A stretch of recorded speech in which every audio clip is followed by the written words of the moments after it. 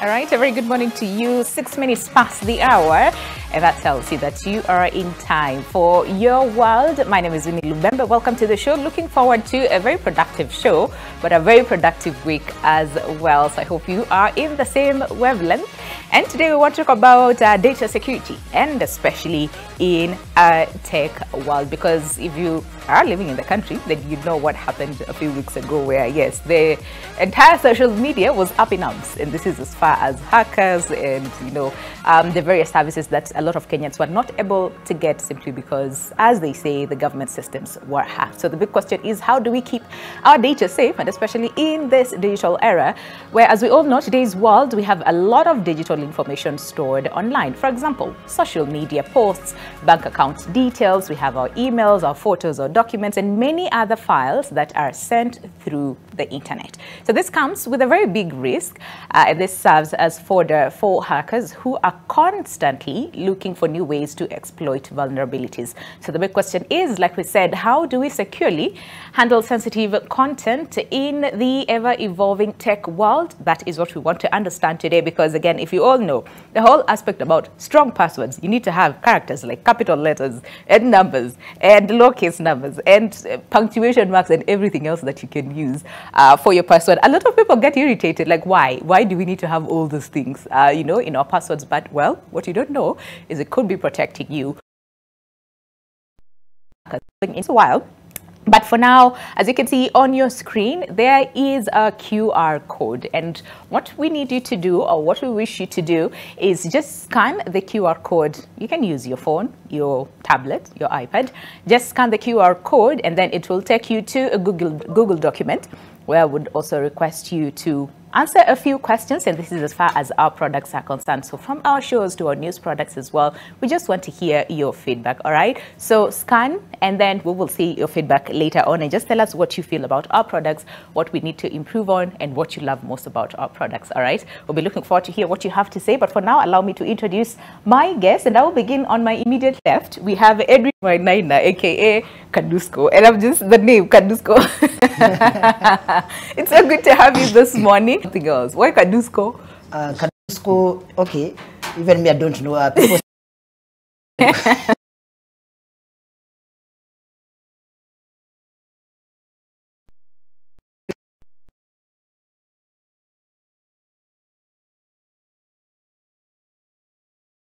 from Edusko, then from Edusko to Kadusko. I guess I was very cheeky, so yeah.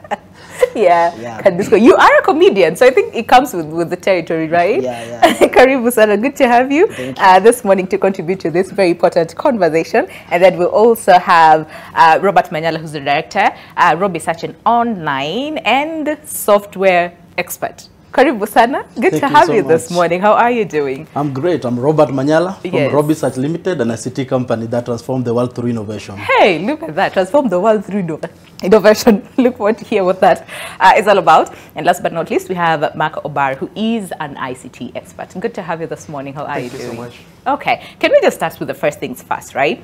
There is the whole aspect about data, and then there's personal information, and then there's private, privacy, and then there's a lot of things, and especially when it comes to online and the digital content.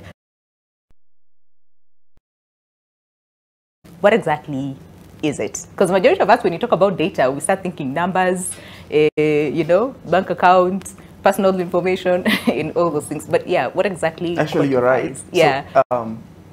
So, from the very layman perspective, those important details that make one give a presence or an individual identity on their digital platform or within the electronic systems is what we refer as data. Data. Okay. So we're talking about. So yeah. So that name. can be. It can be your name. It can be all those specific details, including number, all that. And if you may notice, those are the things that make you, even to your bank. Your bank may not know you as an individual, it knows you by your data. And that is why you, in the digital technology world, is your data. Okay. You are your data. Yeah, you are your data in I like that. Okay. Yes. Yeah. You have to really think about all these things and what makes you unique and your data unique exactly as well. Okay. So what makes you unique is because, for example, today you are important because of what you represent to the world. In the technology world, you are because of what you represent in the technology world. So, for example, your data also represent the amount of money that you have in the bank. Your data represent your ability to dispense certain value within the technology world, and even as a government is also represented by the data that it has. For example, if a government wants to borrow money, then the government must provide data that backs that idea in terms of ability to repay the loan and all that. Now, I think one of the media houses, I'm not very sure whether it's this one or not, but one time carried a story that some lenders, potential lenders, had to hack Kenyan government to find out if they were able to pay or repay the loans that they were requesting. And based on that information, they made a conscious decision to lend Kenya money. So those are some of the intricacies that involve in terms of data management and everything. Overall, data provides an actionable intelligence that would help you make certain decisions in a manner that will provide value to you. Sometimes criminally, but quite often in a very good way. Okay, I'll come back to you on the criminal aspect of the same. But again, we're talking about how important data is because you are the data. We are, the data. So, but can we just talk about then how important it is? Because like I said, majority of the times, people just have whatever it is online without necessarily thinking about the implications of the information that they choose, to put out. And this is as far as the digital space is concerned. So can we just talk about, first of all, understanding how important data is? Because again, like we said, we are the data. Can we just understand how important that is and where the risks then fall? Thank you so much. For this key in wherever we are, or if any case is a book, information put together is data. So how important is the data? What I can say is that data can be as important as maybe somebody will think. For example, we have various apps in Kenya which you use them for free, but what they are interested in is data. When you have the data, then you can be able to manage a lot of things. For example, if any case maybe I was to be given something, they will need the history of maybe bank account. How has my bank account been? This is data, for example. So it can be used to predict or anything that you need in future. Data can be used to also help you get the service that you need. And data also can be used to make money in one way or the other. So ideally, data is very important to any human being. That's why technology, we have what is called content, and we have data. So it is very important that the right information and the right data, it can help you make a big money. Both the two, like you said, content and data. Yes. Is there a difference between the two, or is one and the same thing in its own?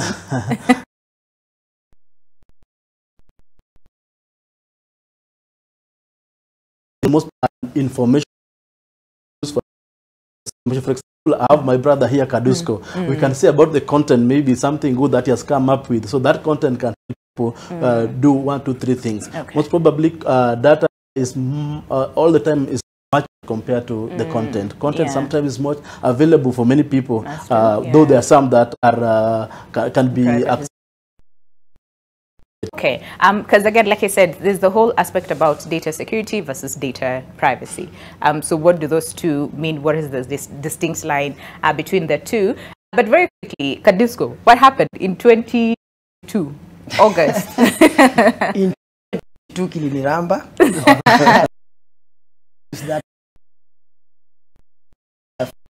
With more than 700,000 followers. First of all, it was with 40,000 followers, but I was able to retrieve it back. But then when the page grew, it seems that experience here was easy pay in a grow. That's so true. They came with another trick. They're becoming smarter by the day. They become smart. They become smarter. So I was tricked and it was hacked. Okay. So until now, I've not been able to retrieve You've it not back. been able to retrieve it again. Yeah. So I thought the method that I used when it was hacked while with 40,000 followers, I will still use the same method. But Okay. So what happened? What method? And first of all, even before you were hacked, yeah. what happened in terms of content, like you said, what you choose to post online, your information, your personal information, how much of it was online, and your passwords as well, because this is very common to most of us. A lot of people have been hacked. True. And especially on social media. Yeah. I mean, just this morning I got an email telling me that I need to reset my password, and I had not requested for that. Yeah. Right? So it's very easy for someone to just click on that and change their password, not knowing that maybe these are hackers who are trying to get into your account. Yeah, so true. for you, what was that like? How much of your personal information was online? Your passwords, what did they look like? Okay. First of all, my personal information was not online, and Okay. then my password was very strong. Okay, It was but a you were very still strong- hacked. Yeah. it was a very strong password, so I was very confident that it cannot be hacked. Yeah. But the trick that they used, first of all, you know, while you are as a content creator, when you are growing, okay, they first send you an email telling you that you can partner with them for adverts. So you see, We all get that. you are like, you Well, get the same, excited, yeah. with the advert thing. Yeah. So the first one I was able to, okay, the first one I accepted, but kukubali, mambo ikienda hivi, the account went, so Yeah. I retrieved it back as I had said. Okay. But now the second one, they used a different method. So I saw that when the email came, I saw that it was something legit. Ah, okay. And we'll come back to those very specifics, because it's very true. It's very easy for you to fall, and I'm pretty sure almost all of us, we've fallen prey Yeah, to this. true. Because like you say, it looks legit, everything looks legit. Yeah. But, you know, again, like we said, these people are becoming smarter Yeah. by the day. So before we come to that aspect, so then how did you know that you were hacked? For someone who has never been hacked, which I'm like, hey, you must be very lucky. Well, like you must never have been hacked. Okay, first of all, how you know that you are hacked? Yeah. When you own the account, Okay. there's some tools that you're able to use, like you can post. But now when I was hacked, I received an email telling me that you are no longer the admin of your page. And then I was like, I am no longer the admin. How? What do you mean? What do you mean I'm not the admin? Yeah. So I decided to go to my page. When I clicked it, when you own a click page, you know, okay, you can view the information as the owner of the page. Yeah. But now when I click the page, I was viewing it as a person who is visiting it. Okay. So I was like, I cannot even post. What I can do, I can only like. And comment. I can only like and comment. Okay. So the person who contacted. But you have no rights, you don't have anything I else. don't have rights, I Yeah. don't have anything. So that's how you know that you are hacked. Okay. You cannot post, you cannot comment. Yeah. The things that you used to do as the admin of the page, now you cannot do them. Okay. Yeah. I hear you. Okay. So this is a very common phenomenon, right? Among so many people. And he said, me, my password was very strong. So I was very confident that, you know, none of these people can have access to my account. So what is it that we do wrong on a day-to-day basis that would put us, you know, more at risk to either being hacked? And first of all, when you say that someone has been hacked, can we just first of all understand what all these, you know, terminologies really mean? Yeah. So so what we need to understand is that when it comes to hacking, is an intrusion, basically. So they refer to it as hacking, but technically it's not the real hacking. Yeah. Okay. So this is just something known as social engineering, which I'm coming to explain. Okay. But now, when it comes to hacking, is an intrusion of systems, but primarily with the ability to access that information, basically the data, the database, and all that stuff that is making the entire interface that you interact with work. Okay. Now, what happened to him was very simple. It's known as social engineering. So social engineering is the combination of psychology and technology to come up with an idea that would help someone to respond. This very concept has been used world over, has worked. Over and over again, In America, they've worked, even with the senators. You remember the 2016 election, the so-called hacking that which happened there. It was all about social engineering. Okay. Somebody to know what to tell you. It's like, Yeah. in other words, It will interest you. they know Yeah. they want to tell you for you to respond. Okay. And once you respond, then they know that they can just lead you along the way. Yeah. For example, if somebody wants to steal your money through conmanship, they know the things to tell you to lead you along the way until you Yeah. fall into the ditch. Okay. That is basically what social engineering does. Okay. So social engineering provides a link to which, for example, the link they sent you this morning. When you click on that link redirects operations of your account Yeah. to them so that they are able to view.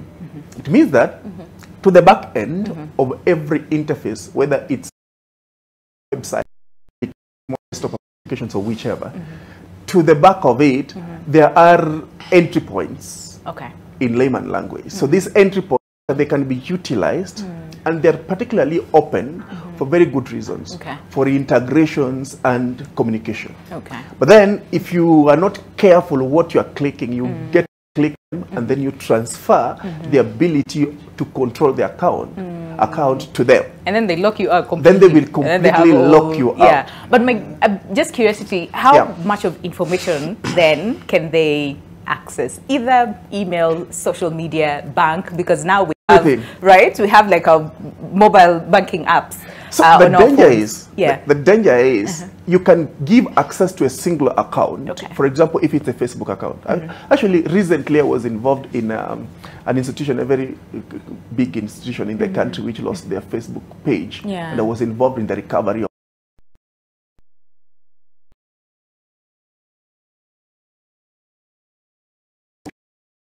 for example, if I'm almost sure that he had the same Facebook embedded on his mobile phone.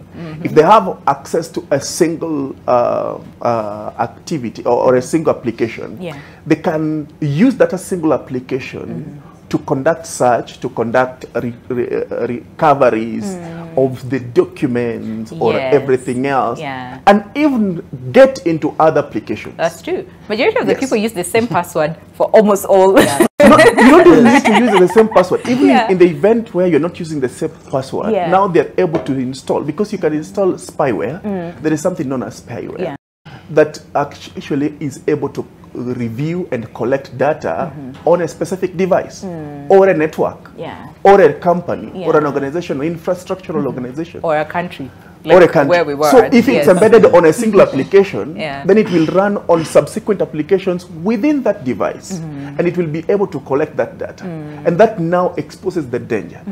To the worst point of it is that the same application can also be used to contact the other people you are related to Yes. technologically. Yeah. And then they are able, for example, in 2016, a good example, what happened with the psychometric analysis which they were carrying out is that even the friends of the people who were on Facebook were also Yeah.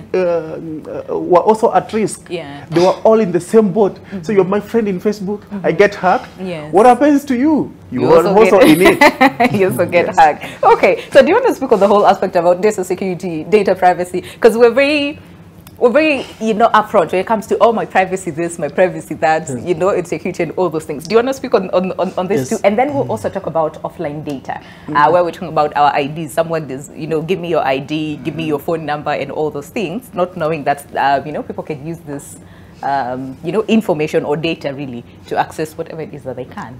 Great.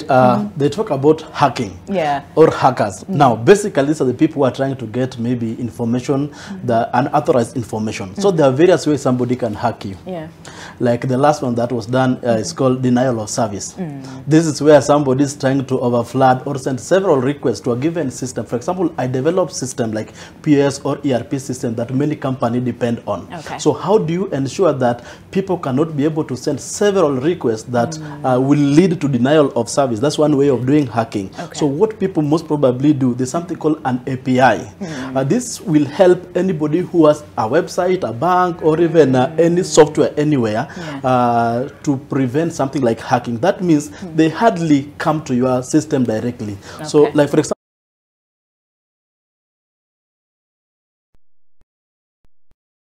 the API most of the time help you to be at least have less risk compared to just getting into your system and picking the data. Okay.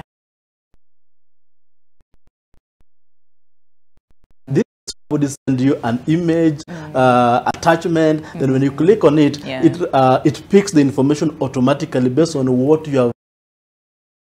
The apps will tell you, can you store your information, or can you remember your password? Remember password? Yes, most of the people will say yes, most of the time. So the phishing part of it, forgot password. Forgot password, remember password. Yes. So you use remember password. Sometimes based on the phishing technology, when you do that, there's some app that automatically will be installed, like we call them malware now. That's do virus to avoid or to detect things like that. They'll be able to pick some data and can be able to transfer them to specific server somewhere else. But how safe are these antiviruses? Because again, there was a lot of conversation some time back about, you know, using of this antivirus, and you know, people can still have access to your data. So there's also like a safety risk there that some people advise people don't install this.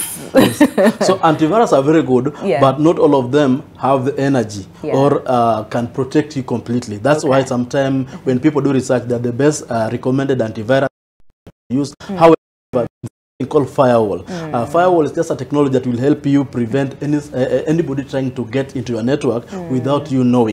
So those are some of the ways somebody can be able to maybe hack your data. So what can we do to ensure this one is prevented? Because ideally we need social media, we need systems. We cannot to understanding. So then how do risk, and especially for businesses as well, where most businesses are now online, right? And of course there's also that risk of this can be hacked, and you know, data about your businesses, and people use that data for various reasons. We literally have a minute to go on a break, but you said when we're talking about use of a same password for multiple platforms, you are like very, very true. What happened? Did you use the same password for almost all your socials? Okay, I was same passwords. So when the Facebook account was hacked, I was like, ah! They get access to all this, everything.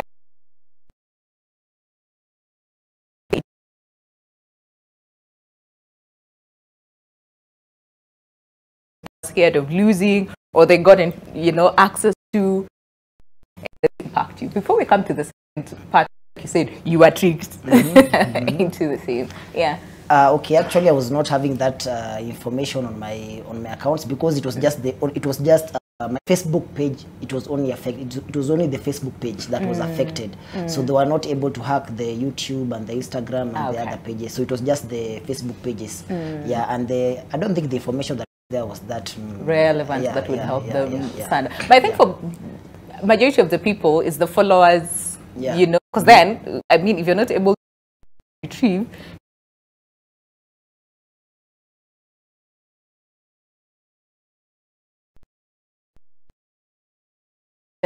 Because I remember, I mean, it was very common for people's social media pages to be hacked, and then whatever was posted, you know, sent to all your friends and family,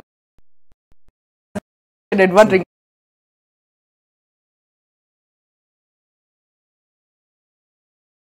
The person who hacked it is a person from India. Okay. Now the things that he's posting.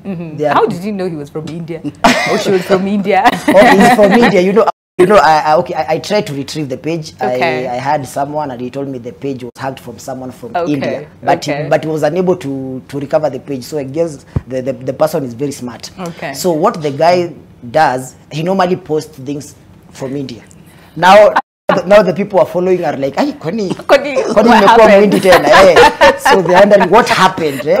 Because I was just posting my content, Kiswahili content, but now the India thing, now it confuses them. You see? So now in the page that I'm having, the people normally come on my page, they asking me what happened to the other page. India, what happened? Back to you to understand more on the same, and Mark and Robert as well to you know, to understand again based on what he's saying. And this is something that almost all of us would say, yeah, ilihakiwa from this part or ilihakiwa from this other side, or maybe someone is just sitting in Nairobi, hacking it to your account. But hey, if you have any question as far as the conversation today that is on data security in a tech world, feel free to interact with us on our socials at NTV Kenya, both on Facebook and on Twitter, or you want to give us a call, our lines are officially open to use them. But all that is coming up after the break. Stay with us.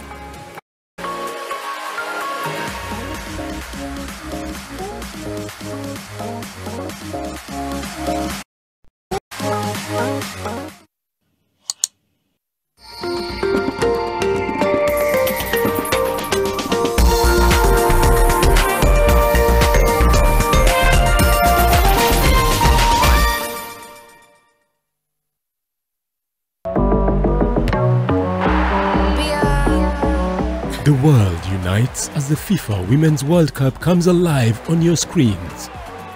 Feel the adrenaline, embrace the passion, and support your favorite teams in their quest for glory. From the thrill of the group stages to the intensity of the knockout rounds, every moment counts. Join us on NTV as we bring you every exhilarating match, every kick, every save, and every single victory. And it's a spectacular goal!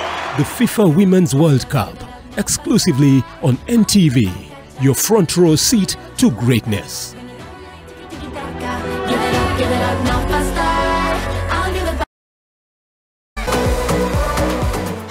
I see you trying to be an OG like me, chasing dreams, pulling more schemes for wealth. But the best thing is seems nice and bright and everything feels alright. I went to school without a fool, trying to pick a fight. I was loped out, crisscross shirts, and now I feel you got the hair on. For the best of the 2000s, tune in every Saturday from 10 a.m. to 2 p.m. and Sunday from 8 p.m. to 12 midnight. So live your life. Rhythm and flow. Taking you back in the day. Nation FM.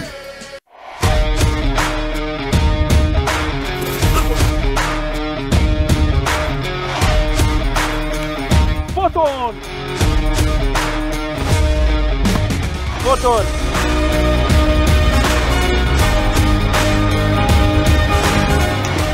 Checkmate, spot on.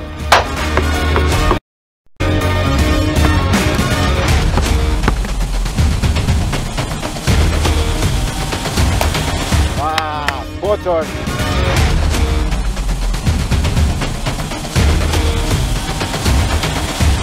Catch Spot On every Monday night from 10 p.m. on NTV and every Saturday afternoon from 3 p.m. on Nation FM. Nation Media Group, the home of sport. Spot On in association with DSTV. Dial *423# or download my DSTV app to get a DSTV HD decoder with 1 month of family, just 2,999 Kenya shillings. It's the Premier League on DSTV. Imagine 10 people you know and love. Imagine if any of them needed blood immediately. This is a reality. Every 10 minutes, 10 people in Kenya need blood. Be it a mother in a maternity ward, an accident case, a surgery, or even a lifelong medical condition. These people need your help. Why don't you be their hero? Your timely voluntary blood donations will ensure our blood banks never dry up. Save a life today. Donate blood regularly at a county blood donation satellite near you. Changia damu, okoa maisha. Be the lifeline.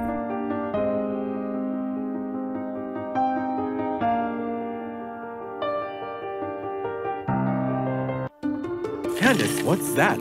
I brought you a small bonus. Bonus for what? You got us 299 family dinners, 64 kisses on the cheek, 12 road trips to see grandma, 42 jokes from daddy, 49 laughs from mommy. In over 60 years of dealing with numbers, we've learned that the numbers that matter the most to you are the ones that matter the most to us. NCBA Bank. Go for it.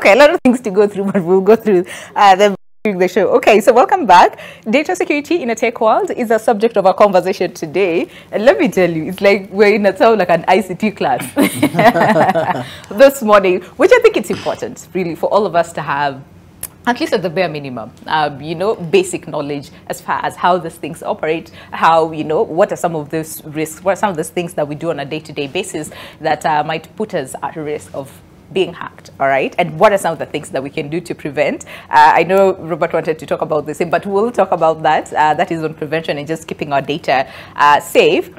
But for now, that whole aspect about, you know, like we said, privacy versus security, right? And even offline. Let's just speak about offline for a sec, because I know majority of us have received that call. Mimi ni so and so from I don't know where, or that SMS. Tuma mwalimu amesema nini kwa ina.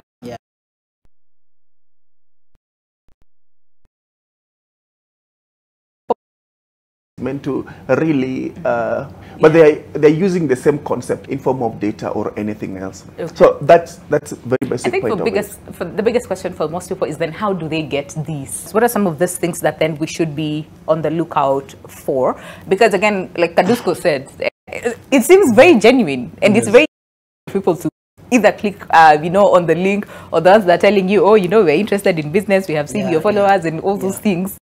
You know, pray. So what are the red flags? What is it that we need to really be on the lookout for? It doesn't matter whether it's an email, social media, bank, you know, account, and everything else. What is it that we need to be on the lookout for?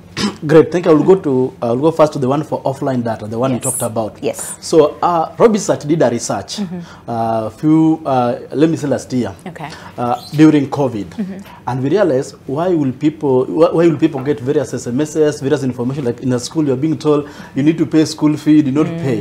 Then we realized people write their ID number in various books, and that one happens a lot in Kenya. You go to a building,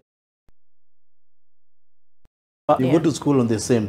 So really somebody can easily come and see the phone number that you have put, and they can even take the screenshot, and later you get the phone number. And that's why we innovated what is called a book, so that at least you have a single place where all the data for a given institution are being anybody walking in to take a screenshot of the data or for the people who have already got into that building or into that school, and that's really helped. That's one way what we have done to ensure we reduce this, and we encourage even government to see how we can go digital in this way, so that we have what is called digital visitor book. Instead of writing things manually, then they can be able to do that. And leave your ID and then give us your phone number, and already your name is there. Somebody else can come and see from the book the people who came previously. But how can we ensure that also we are great and ensure that we avoid this? One, anytime you receive an email, for example, an email or an SMS telling you have won something from Safaricom, check the number. Safaricom do not send with any other number apart from the number that they have. Then there's something called sender ID.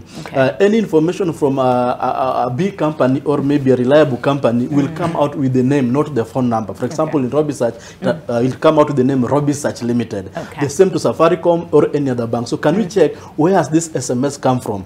If it is an email, can you check the email? Also, where possible, there's something called .com. Any email maybe end with .com, .go. We have very many domains that somebody can use. Check the website, do some research, and get to know, is it authentic before you click on it. That is one way that people do. Then we also request people to do backups. You heard government saying that we have several servers. There's something called mirroring of server. This is like we have server here. When this one is down, this one automatically is up. So when you have like 2 or 3 servers with the data replicated in one server or the other, it is the best way possible. So anybody who's running a service online, we recommend that they have what is called a backup. You can be able to back your data every 1 hour or every day or every maybe 6 hours in case something happens. And I recommend in future, Kadusko, I can recommend to many companies like Facebook that they can be able to give us capability to back up our data. So Kaduko could have gone there to just get the data which was backed up many years ago, or if they could be able to allow the same.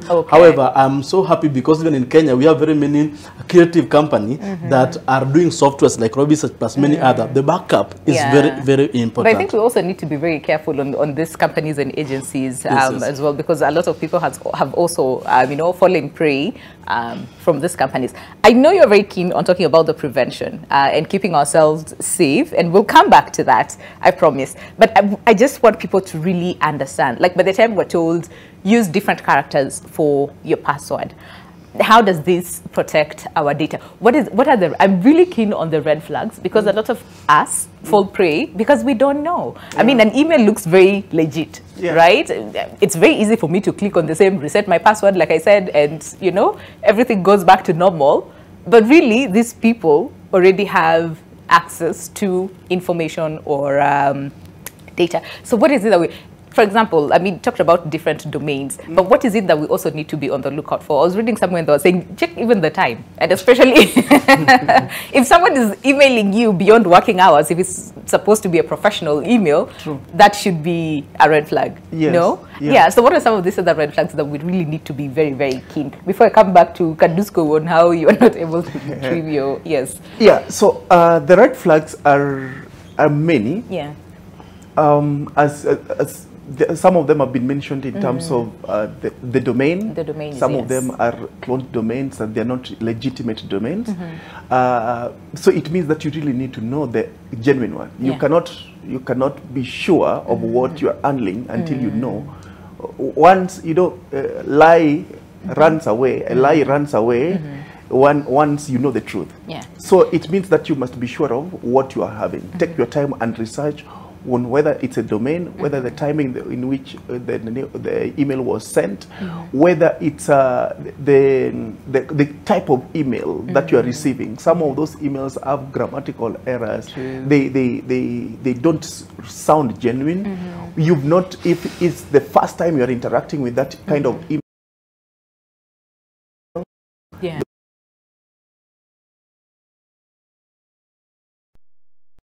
somebody telling you it's or a bank giving you have to be very specific to that. So ideally you need to know the truth and facts to help you know what is not true and just ignore it. And the moment you know that is not true, regardless of the persistence, just ignore it. Do anything. Most of the time, or even respond to them, because a lot of people do not respond. Do not even respond. Like, stay away. Yes. For example, by just responding, they get to have a leeway. Give them access. True. So do not just respond completely, because sometimes when some of us respond and our ID, our sign of ID is automated from the email. So they get to know your position, they get to know your exact names, and they get to know everything else about you, even the company that you work for. And that can easily be exploited for the very purpose, either way. Because like Kadusko said, they came back later. But a very important thing that I want to speak about, especially on this matter, especially on the today, there is a concept that is developing across the world known as surveillance capitalism. Now, surveillance capitalism is where people, organizations, or even nations use surveillance, technological surveillance, on other entities. Get money, they get to have information that would give them capital advantage in terms of financial abilities and all that. Now, this is something that has been going on so many times, for a very long time, either on technological applications or devices that we import into the country. And of course, the government has put up the data commission and all that, that should be ensuring that some of these things are checked and really regulated. The challenge is that no infrastructural establishments that would help us to really counter this.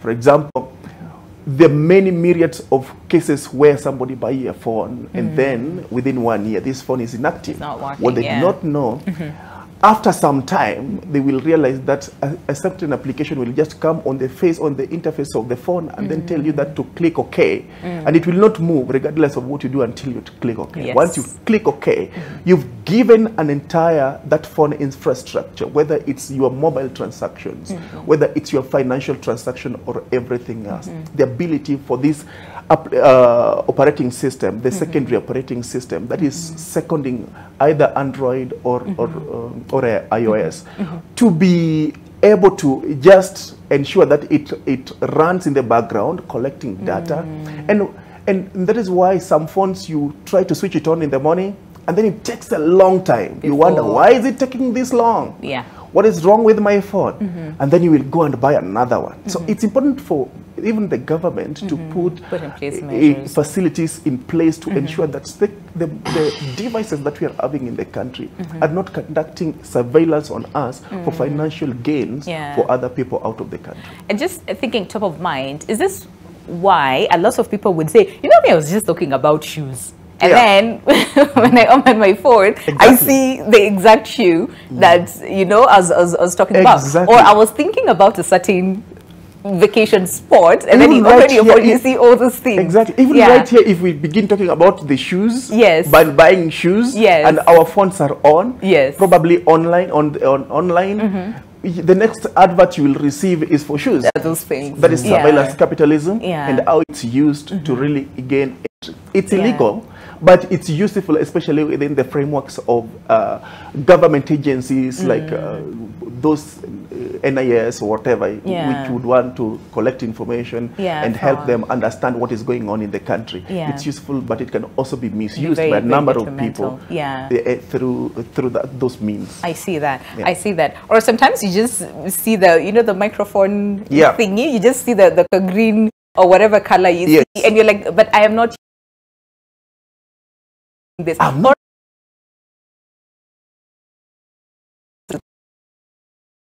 When this, for example, something is ransomware, and then there is the ransom activities. So digital ransom activities is where probably you are working on your laptop overnight, and then you decide, let me leave my laptop there. Then somebody comes, because you are working in your bedroom and you have your chair there, and somebody just records everything else as you sleep in your bedroom, and then the next thing they're telling you is that they send it to you and tell you that we have this about you. Should we publish it, or you will bring the money?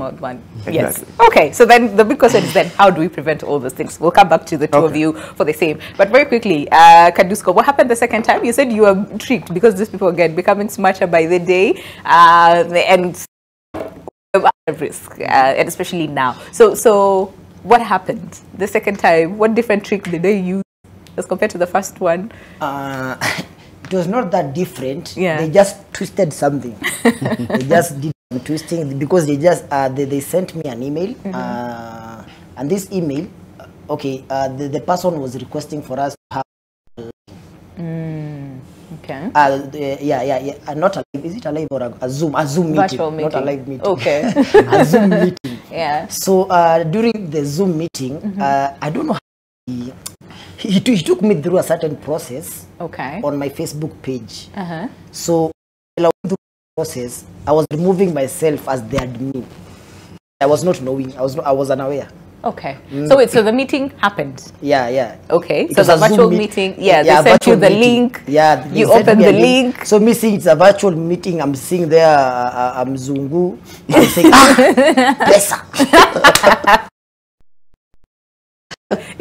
So he took me through that a certain process. He told me copy paste that link, paste because I don't want to lose anything. Copy paste link there, blah blah blah.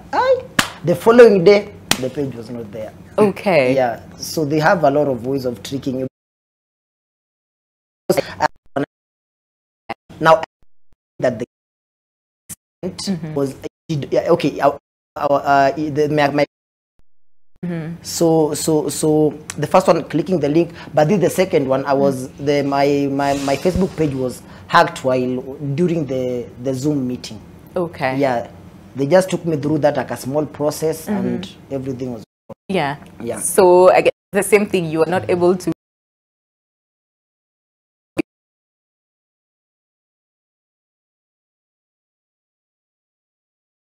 just some tutorials. But now the second one, I was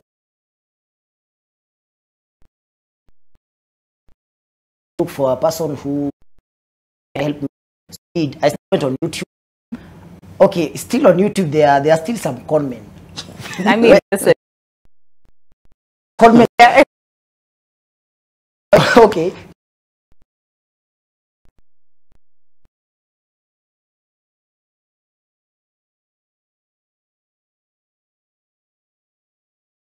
Keep the page, but not this person.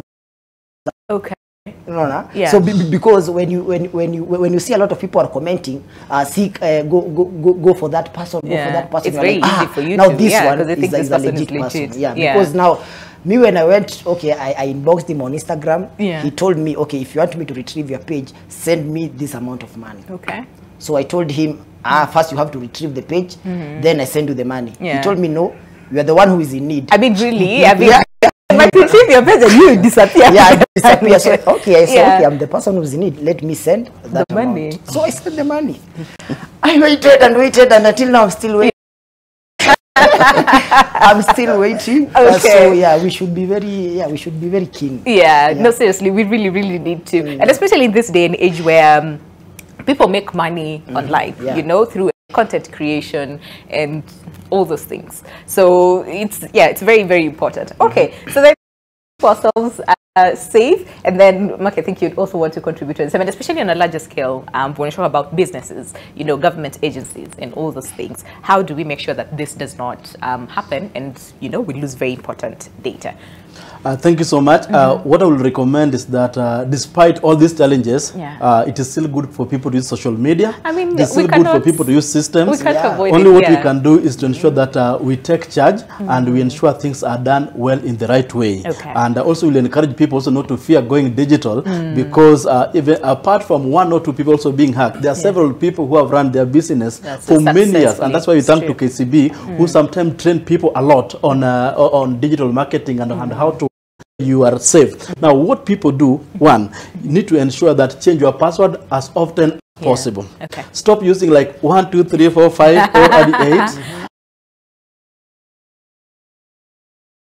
Because those are the things that people will be able to birthdays a lot. So we recommend that use unique names. Use maybe, how do you call, things that people are not aware of about you as much as possible. But as you do this also, it is important that try to always log out at least once in a while. You realize one person has logged in so many devices, this computer, that phone. And then you leave it open. Yes. So it is advisable at least once in a while you can be able to log out from email.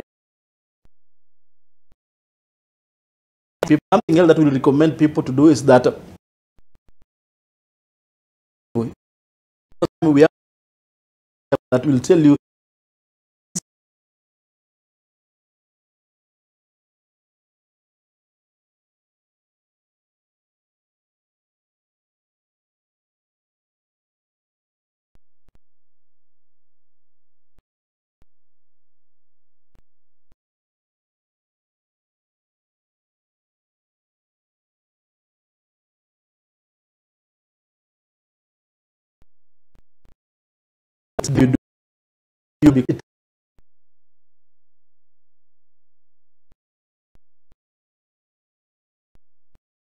for example, you have to test the to somebody.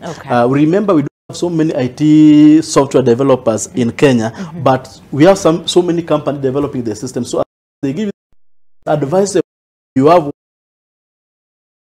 team to test. For government, we also recommend that testing is very important. 5 people just testing to hack by themselves. They see, can we able to how quickly can we do, what are the possible challenges, then we can be able to talk about prevention measures, so we can be able to know what can we do to prevent things like this if any case they happen in future. Yes, I see that. All right, thank you so much, Robert. Because this is the thing that we also do. We share passwords. You know, like tell your friend, Asima, this is my password.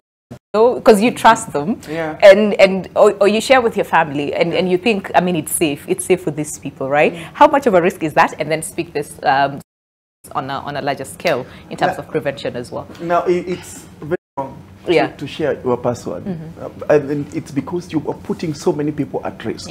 Based on the explanation that I've given, that even when you share your password, you do not know how safe the other device is. Okay? Now, on the immediate scale, if you take me to your laptop or computer that you use in this office, then I would probably just go to the history or of that machine forensically, whether it's by browsing or the technical side of it in terms of the various memories that are available within the machine. And it's possible to retrieve all the transactions, literally all the transactions that have been done on that machine ever since. What does that tell you? It tells you that there is a vulnerability. But then, at a business point of view, what do you need to do? You need to put up policies that regulate how people use these technologies to ensure that you are protected. Because if one person is vulnerable within this network, then it puts the entire organization into a trouble. So some of the policies that you need to deal with is be a regular thing, let it be a very specific thing. Some organizations even define some of the characters that must be there in that password that you are using. Now, that will really mitigate to a very basic point of it, because a number of the people who also hack are not people who are really having very intrinsic kind of understanding of what they do, but they just take advantage of their curiosity and ability to understand some of these things along the way.